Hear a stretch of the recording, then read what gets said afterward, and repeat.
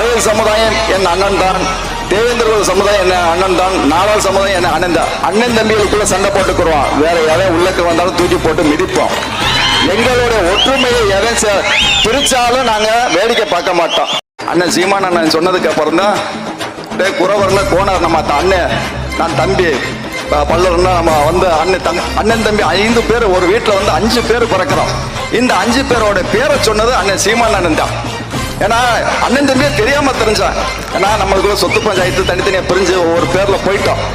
அப்ப கடைசியில பார்த்தா அவன் சேர்த்து வைக்கிறதுக்கு அண்ணன் சீமான் அண்ணன் தான் வர வேண்டியதா இருக்கு.